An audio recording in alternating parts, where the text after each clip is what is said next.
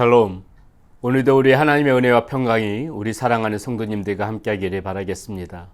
오늘 우리가 함께 나눌 하나님의 말씀 누가복음 7장 11절에서부터 17절까지 말씀 가지고 함께 나눕니다. 그 후에 예수께서 나인이란 성으로 가실새 제자와 많은 무리가 동행하더니 성문에 가까이 이르실 때에 사람들이 한 죽은 자를 메고 나오니 이는 한 어머니의 독자요 그의 어머니는 과부라. 그 성에 많은 사람도 그와 함께 나오거늘 주께서 과부를 보시고 불쌍히 여기사 울지 말라 하시고 가까이 가서 그 관에 손을 대시니 맨 자들이 서는지라. 예수께서 이르시되 청년아 내가 네게 말하노니 일어나라 하시매 죽었던 자가 일어나 앉고 말도 하거늘 예수께서 그를 어머니에게 주시니 모든 사람이 두려워하며 하나님께 영광을 돌려 이르되 큰 선지자가 우리 가운데서 일어나셨다 하고 또 하나님께서 자기 백성을 돌보셨다 하더라.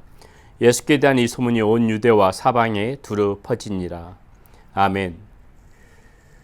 오늘 본문에서는 예수님께서 제자들을 데리고 나인이란 성으로 가시는 그러한 장면 말씀 가운데서 볼 수가 있습니다. 이렇게 나인이란 성에 들어가실 때에 그 성에 가서 보니까는 성문 가까이 이르렀을 적에 사람들이 한 죽은 자를 메고 나오는데, 자 여기 성경 말씀에 보니까는 한 어머니의 독자라고 했습니다. 그리고 그 어머니는 과부다 이렇게 이야기하고 있는 것을 볼 수가 있습니다. 여러분, 이 과부에게 독자가 있습니다. 그리고 그 독자가 죽었다는 것이죠. 과부에게 이 독자는 어떤 존재일까요? 아마 그 인생의 모든 것이었을 것입니다. 그 과부에게는 이 아들이 자신의 삶의 전부였을 테고 자신의 모든 삶의 그러한 그 목적일 수도 있고요. 자신이 가진 전부라고 할 수가 있을 것입니다. 그런데 지금 그 사랑하는 자신이 하나밖에 없는 그 아들이 죽었어요. 이 비참한 심정, 이 무너지는 심정, 우리는 다 이루 헤아릴 수가 없을 것입니다. 죽은 것은 독자지만은 어떻게 보면 두 인생이 죽은 것이죠. 이 아들도 죽은 것이고 이 아들이 죽음과 동시에 어찌 보면은 이 과부 역시도 죽은 인생이라고 할 수가 있을 것입니다. 자, 이 모습을 예수님께서 목격하시지요. 그리고 예수님께서는 지나치지 않으십니다. 예수님께서는 언제나 그랬듯이 13절의 말씀에 보니까는 그 과부를 보시고 불쌍히 여기셨다 이렇게 말씀하고 있습니다. 여러분, 예수님께서는 그 과부의 그 처참히 무너지는 그런 마음을, 그 마음 깊숙한 곳을 헤아리셨다는 것이죠. 우리는 사람의 마음을 헤아린다 하더라도 우리가 직접 당해보지 않게 되면은 그저 그 사람의 그 깊숙한 곳까지 우리가 느낄 수 없는 것이고 들여다볼 수 없지만은 예수님께서는 그렇지 않으세요. 예수님께서는 우리의 마음 깊은 곳까지도 다 헤아리시는 분이십니다. 이 땅에서의 어떠한 그러한 삶은 이렇게 정말 슬픔뿐이고 절망뿐이라고 할 수가 있지요. 우리가 살아가면서 피할 수 없는 그러한 부분들이고 또 반드시 또 살아가면서 어떻게 보면은 정도의 차이는 있지만 누구나 겪게 되는 슬픔이 있다는 것입니다. 오직 하나님 나라에만 기쁨이 있는 것이죠. 이 모든 것들을 아시는 우리 예수님께서는 이 과부의 이 슬픔을 그냥 지나치지 않으십니다. 그리고 뭐라고 말씀하세요? 13절에 보니까 이렇게 나옵니다. 주께서 과부를 보시고 불쌍히 여기사 울지 말라 하시고 예수님께서 첫 번째 하신 말씀이 이 과부를 보면서 그 불쌍한 마음에 울지 말라 이렇게 지금 말씀하시는 것입니다. 우리는 반드시 기억해야 되는 것이죠. 이 예수님의 말씀을 보면서 무엇을 생각해야 합니까? 우리 예수님께서는 우리의 이 절망 가운데, 이 땅 가운데, 인생 가운데 살아가면서 겪을 수밖에 없는 이런 절망, 슬픔, 그리고 어떤 그런 고독, 외로움, 이 모든 것들을 통하여서 나타나지는 그런 슬픔, 그것 때문에 겪게 되어지는 눈물, 이 모든 것들을 닦아주시는 분이시라는 것입니다. 우리의 눈물을 닦아주시는 분, 이분이 바로 예수님이라는 것이죠. 여러분, 예수님은 지금 이 과부에게만 찾아오시는 것이 아닙니다. 오늘도 저와 여러분들한테 이렇게 찾아오셔서 우리의 눈물을 닦아주시는 것이에요. 저마다 우리도 여러 가지 아픔을 가지고 살아갑니다. 여러 가지 어려움 가운데 살아갑니다.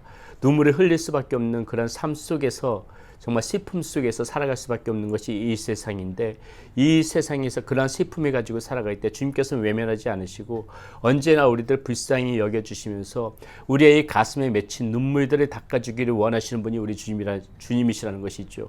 그리고 실제적으로 우리 주님께서는 그렇게 우리의 마음 가운데 찾아오셔서 우리의 눈물을 닦아주시는 것입니다. 우리가 마음 가운데 우리의 이 주님의 이 손길이 없었다면은, 눈물을 닦아주시는 그런 주님의 그 손길이 없었다면은 어쩌면 우리는 훨씬 지금보다도 절망 가운데 살아갔을 것입니다.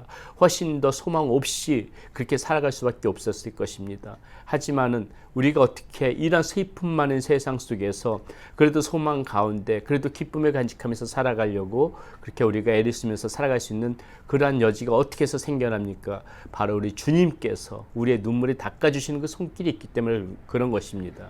우리는 주님의 이름을 부를 때 주님께서는 어김없이 찾아오셔서 우리의 절망스러운 마음 가운데 슬픔이 가득 찬 세상 속에서 주님께서 언제나 손길을 펼치셔서 우리의 눈물을 닦아주신다는 것, 우리는 반드시 기억해야 되겠습니다.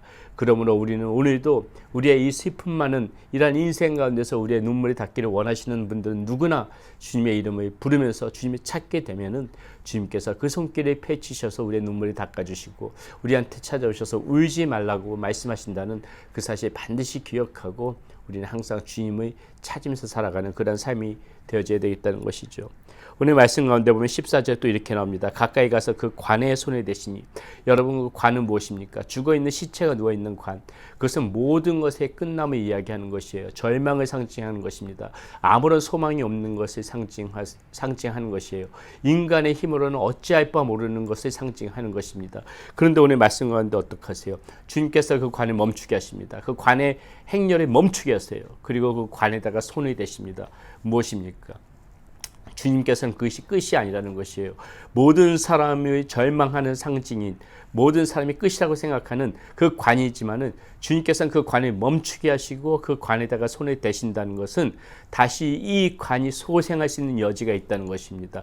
끝이 아니라는 것이에요. 절망이 아니라는 것입니다. 관에다가 손을 대셨다는 의미는 우리가 생각하고 어찌할 수 없고 모든 것이 끝이라고 생각하는 그 인생 가운데 하나님께서는 그것이 끝이 아니다. 내가 손을 댄 이상 여기에 회복이 있을 것이다. 다시 살아날 것이다 하는 그런 소망을 주시는 것이에요. 항상 주님께서는 우리의 인생 가운데도 이렇게 찾아와서 우리에게 손을 대신다는 것이죠. 여러분, 주님의 손은 강력한 것입니다. 주님께서 우리의 인생 가운데 손으로 만지시게 되게 되면 죽어있던 인생이 살아나는 것이에요. 절망 가운데 있었던 인생이 다시 꼽힐 수 있는 그런 여지가 생기는 것입니다. 주님께서는 지금 이 관에 멈추게 하시고 이 관에 손을 대시는 이 장면을 보세요. 누가 끝이라고 하겠습니까? 주님께서 손을 댄 이상 그것은 더 이상 끝이 아니에요.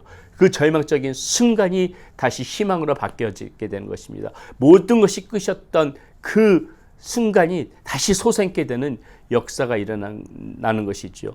보십시오. 그 관에 손을 대신다면서 주님께서 하시는 말씀을 들어보세요.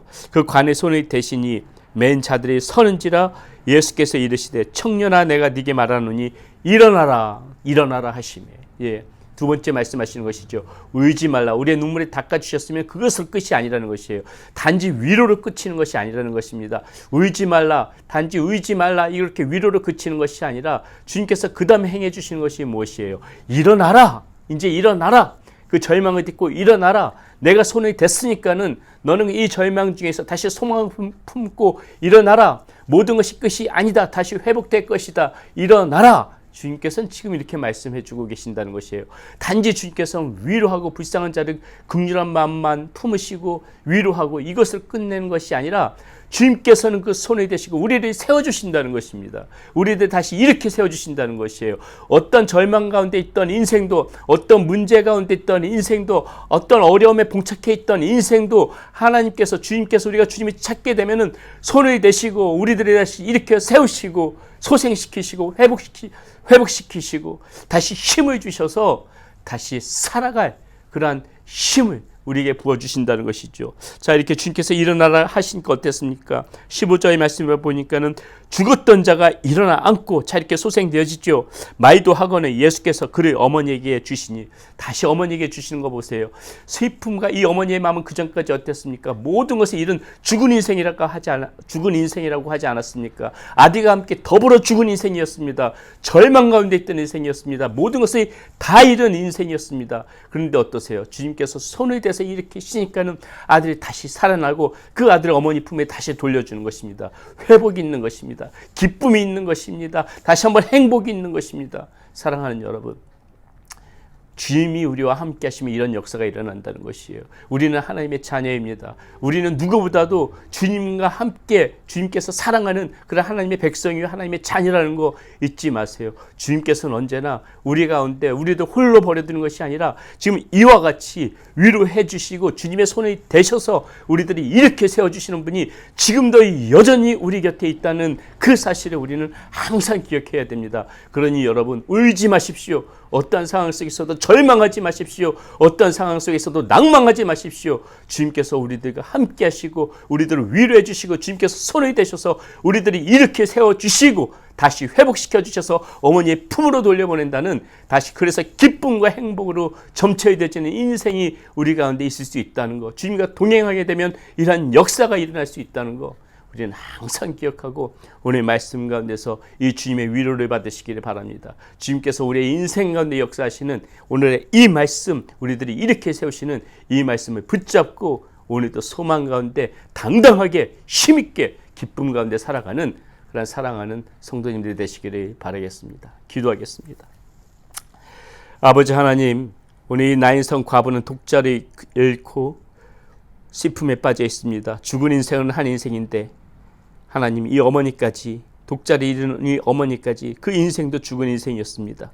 그러한 인생 가운데 하나님께서 찾아오십니다. 주님께서 찾아오셔서 울지 말라 위로하시고 그 모든 것이 절망의 상징이었던 그 관에 손을 대시고 그 죽은 자를 이렇게 세우셔서 다시 어머니 품에 돌려보내는 것, 오늘 우리는 말씀 가운데서 다시 한번 그 하나님의 은혜, 하나님의 사랑 다시 한번 확인할 수 있었습니다. 하나님, 우리도 주님으로부터 이런 긍휼함을 입은 하나님의 자녀들입니다. 하나님, 여전히 주님께서는 이 슬픔 많은 세상 속에서 우리의 눈물을 닦아주시는 분이십니다. 모든 것이 끝이라고 생각했던 우리의 마음 가운데 손을 대시면서 이렇게 세워주시는 분이 우리 주님인 것을 믿습니다. 아버지 하나님, 그러한 주님 항상 우리가 기억하며 주님을 찾으며 그 주님과 동행하는 우리의 삶이 되어질 수 있도록 인도하여 주시옵소서. 우리 주 예수 그리스도의 이름으로 감사하며 기도드렸습니다. 아멘.